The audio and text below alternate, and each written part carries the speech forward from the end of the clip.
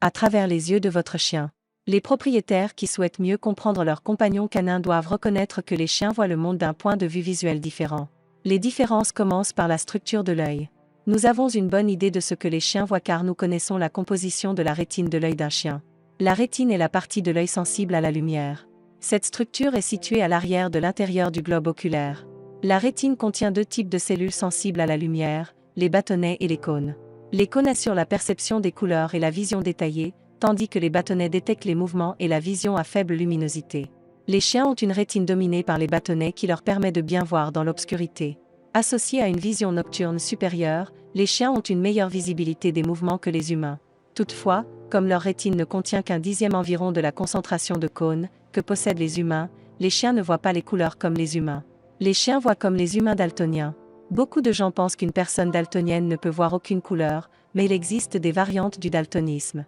La plupart des gens ont une vision trichromatique, variation de 3 couleurs. Les personnes daltoniennes rouge-verte sont dichromatiques, 2 variations de couleurs. Les rétines des chiens peuvent distinguer 2 couleurs. Ces couleurs sont le bleu-violet et le jaune. Les chiens peuvent également différencier les nuances de gris. Les chiens sont incapables de reconnaître le vert, le jaune, l'orange et le rouge. Les chiens utilisent d'autres indices, tels que l'odeur, la texture, la luminosité et la position, plutôt que de se fier uniquement à la couleur. Les chiens d'aveugle, par exemple, ne font pas la distinction entre un feu de circulation vert ou rouge, ils observent la luminosité et la position du feu. Ceci, ainsi que le flux et le bruit de la circulation, informent le chien que c'est le bon moment pour traverser la rue. La façon dont les yeux d'un chien sont placés détermine le champ de vision, ainsi que la perception de la profondeur. Les espèces de proies ont tendance à avoir des yeux situés sur les côtés de la tête. Cela donne aux animaux un plus grand champ de vision et leur permet de voir les prédateurs qui s'approchent. Les espèces prédatrices, comme les humains et les chiens, ont des yeux très rapprochés. Les yeux humains sont placés droit devant, tandis que les yeux des chiens, selon la race, sont généralement placés à un angle de 20 degrés. Cet angle augmente le champ de vision et donc la vision périphérique du chien. L'augmentation de la vision périphérique compromet la quantité de vision binoculaire. La vision binoculaire se produit lorsque le champ de vision de chaque œil se chevauche.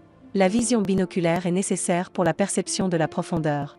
Les yeux plus larges des chiens se chevauchent moins et la vision binoculaire est moindre, donc la perception de la profondeur est moindre. La perception de la profondeur par les chiens est optimale lorsqu'ils regardent droit devant eux. Ce n'est pas une situation idéale car le nez interfère généralement. Les prédateurs ont besoin de la vision binoculaire comme outil de survie. La vision binoculaire les aide à sauter, bondir, attraper et bien d'autres activités essentielles pour les prédateurs. En plus d'avoir une vision binoculaire inférieure à celle des humains, les chiens ont également une acuité visuelle moindre. On dit que les humains ayant une vision parfaite ont une vision de 20/20. Cela signifie que nous pouvons distinguer des lettres ou des objets à une distance de 20 pieds. Les chiens ont généralement une vision de 20/75. Cela signifie qu'ils doivent se trouver à 20 pieds d'un objet pour le voir, tout comme un humain se trouverait à 75 pieds. Certaines races ont une meilleure acuité visuelle. Les labradors, couramment utilisés comme chiens d'aveugle, sont élevés pour une meilleure vision et peuvent avoir une vision proche de 20/20. Si vous vous tenez silencieusement à l'autre bout du terrain devant votre chien, ne vous attendez pas à ce qu'il vous reconnaisse. Il vous reconnaîtra lorsque vous ferez un mouvement qui vous est propre. Il peut également reconnaître votre présence par l'odorat et ou l'ouïe. En raison du grand nombre de bâtonnets dans la rétine, les chiens voient beaucoup mieux les objets en mouvement que les objets fixes. La sensibilité au mouvement est considérée comme l'aspect critique de la vision canine. Une grande partie du comportement canin est liée à la posture et à l'adéquation. De petits changements dans la posture du corps signifient beaucoup pour votre chien. Les propriétaires de chiens doivent modifier leur formation en fonction de ce fait.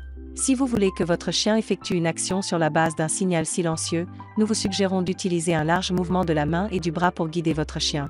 Lorsque les chiens deviennent aveugles, les propriétaires se demandent souvent si leur qualité de vie a diminué au point qu'ils ne sont plus heureux.